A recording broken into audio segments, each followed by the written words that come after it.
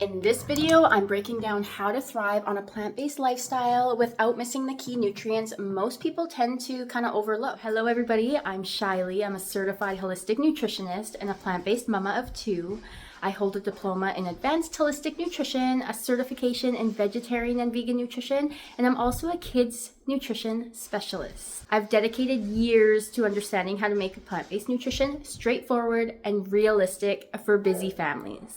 So this info comes from real life experience, my education through Nutri4ia, School of Holistic Nutrition, and some incredible resources that have truly shaped my understanding of plant nutrition. There's a book that I absolutely love. It's called Becoming Vegan by Brenda Davis, and of course the Plant-Based Juniors book, which has been super helpful and it's evidence-based.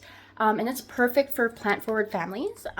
But really quick, before I get started with the video, this video is just for educational purposes only. So please check with your healthcare provider before making any changes to your diet or if you start taking supplements, especially if you're pregnant, nursing, or just managing any type of condition. It's super important you reach out to your doctor first. Okay, and before we dive into the nutrition side of things, I just want to share a little bit of my own story, because chances are if you are watching this, you might be on your own journey of learning, shifting, or just kind of getting curious. Okay, so let's rewind. I was 16 years old when I first went vegetarian, literally overnight after watching a documentary that completely wrecked me. You know, like those so-called happy farm animals? Yeah, it showed what really happens behind closed doors, and it was like totally heartbreaking, especially as a 16-year-old. I'd always had like this little voice in the back of my mind telling me it just wasn't right, but seeing it so raw and just so real, that was honestly my wake-up call. That was literally what turned me vegan. But yeah, anyway, from that moment on, I dove headfirst into learning, not just about animal cruelty, but everything I could find on vegetarianism and food ethics. I was only a teenager, but I was deep in the research rabbit hole. And I haven't stopped learning since. So I stayed vegetarian all through high school, but when I hit about 18, I slipped up during what I like to call my party phase. I think we've all been through them. So one night I was out in the middle of nowhere, starving, and like the only food that was around was deer sausage. I was so hungry and a little bit tipsy, and honestly, I was not thinking clearly, so I ate it. Big mistake. My body totally rejected it. I was so sick afterward. I remember just puking my guts out. It was like my body was screaming, "No, this isn't for you anymore." But after that, I felt so guilty. Like I felt sick to my stomach. I was at that F it stage too. So I just continued to consume animal products for almost a year. I know. What the heck was I thinking? Luckily, not long after, I did find myself re-inspired when I found out a friend of mine was vegetarian, and that really it sparked something in me again. And right after that, I dove right back into the research, and only this time, like even deeper, like way down that rabbit hole. And that's when I made the shift from vegetarian to vegan. And it wasn't just about avoiding meat anymore, it was about aligning my lifestyle with my heart. So I've now been fully plant-based ever since, and I'm nearing 30 now. So it's been over a decade, and in that time I've gone through 2 healthy pregnancies. I've breastfed both my babies. I'm still currently breastfeeding my 1.5-year-old. I've studied holistic nutrition, and I just truly lived and breathed this way of eating. But these days I call my approach heart-based living. So basically I still eat fully plant-based, but I just no longer feel like I need to hold that rigid label or like chase perfection. I've always been kind of more a perfectionist, I guess.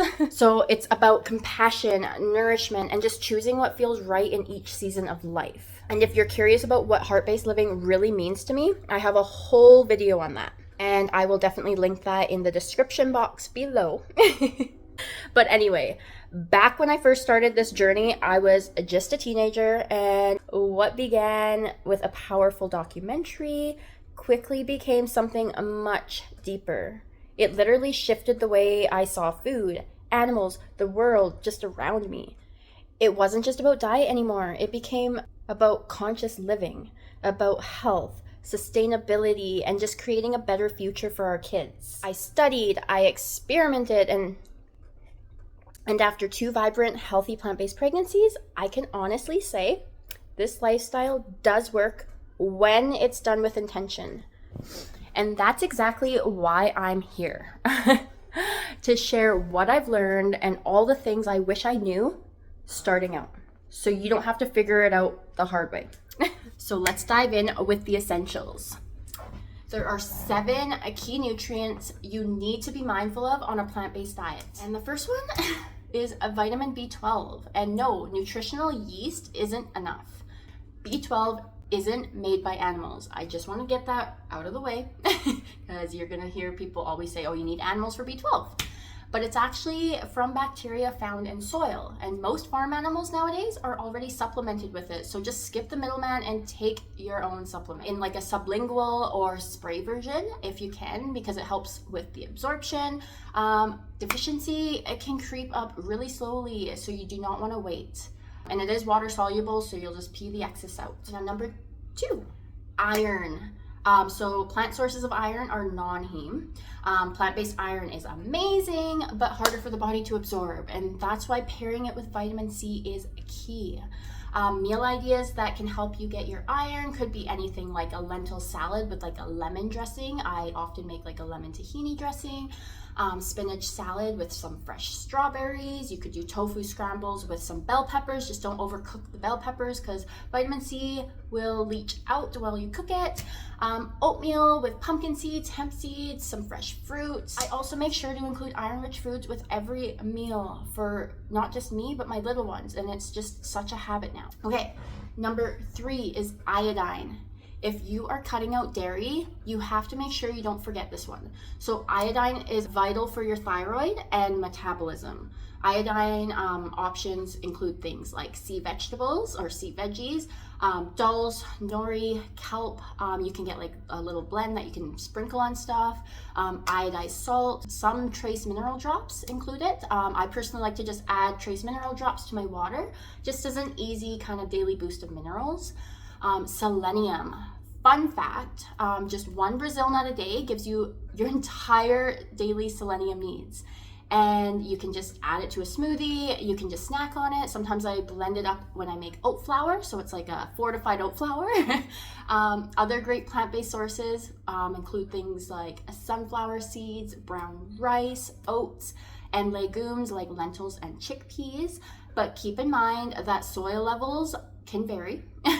So Brazil nuts are your easiest go-to, but rotating in these other whole foods can definitely help support your selenium intake as well. Okay, now let's talk calcium. Okay, dairy isn't the only source, and some actually argue it's not even the best. Studies like those mentioned in Becoming Vegan show that countries with the highest dairy intake also have higher osteoporosis rates. Kind of crazy.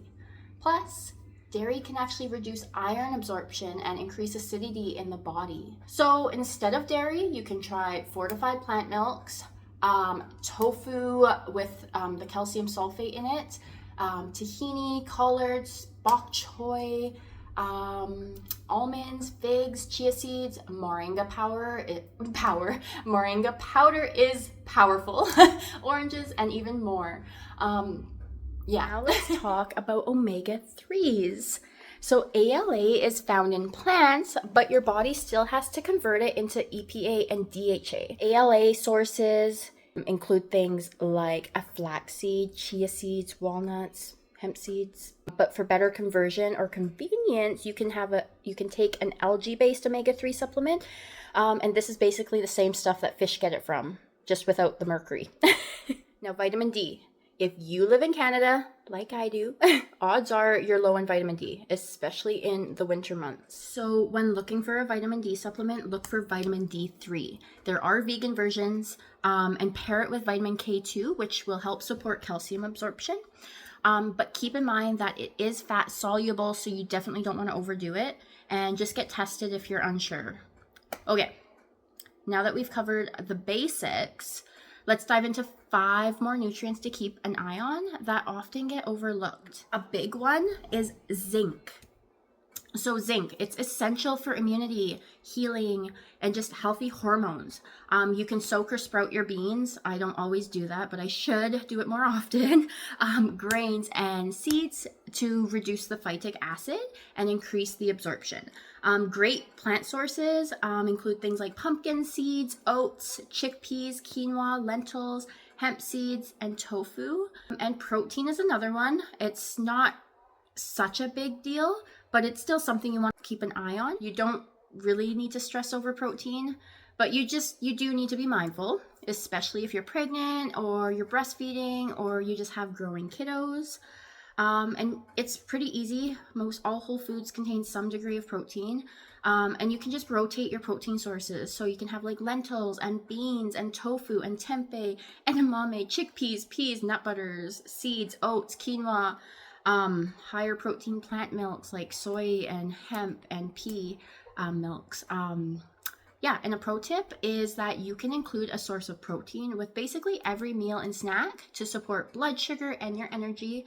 And I like to always keep chia seeds, nutritional yeast, and hemp hearts on hand because I can literally sprinkle that on everything. So now let's talk about choline. So choline is super important for brain development in babies and memory in adults. It's in soybeans, quinoa, broccoli, tofu, cauliflower, and even peanuts. I like to add organic soy milk and broccoli to my smoothies for an easy boost. Okay, now magnesium. Think stress, sleep, digestion, and mood. This is definitely a mama must-have. I personally give my kids a magnesium supplement before bed, and it also contains zinc, calcium, and vitamin D in it, so it just helps fill in the gaps. And plant-rich sources of magnesium include things like leafy greens, almonds, cashews, almost all seeds, black beans, and bananas.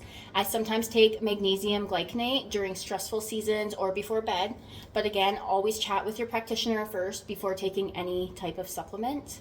Another one you need to be aware of is fiber. This is your gut's best friend. You should try to eat at least 30 different plant foods a week. This includes fruits, veggies, grains, legumes, herbs, spices, seeds. Different colors of fruits and veggies equal different types of benefits. And a good fiber-rich gut equals better digestion, hormones, and mood. So now you're probably wondering, okay, but what does a plant-based day kind of look like? Like, what do you actually eat? Well, here's typically what I kind of eat in a day. So I love anything. I like green smoothies and smoothie bowls. I like chia pudding, where I like to top it with a bunch of berries and flaxseed and hemp hearts. Seriously, breakfasts are crazy different all the time. Sometimes it's a peanut butter sandwich, a side of fruit, and yeah. This lifestyle isn't about rules or labels. It's about making choices from a place of compassion, nourishment, and balance. You don't have to do it all perfectly. You just have to start. Your plate has power. Your intentions matter, and I'm here cheering you on every step of the way. Until next time, stay kind, stay nourished, and take care of that big, beautiful heart of yours. If you found this helpful, please make sure to hit that subscribe button and tap the bell for more videos around plant-based living, motherhood, recipes, and more.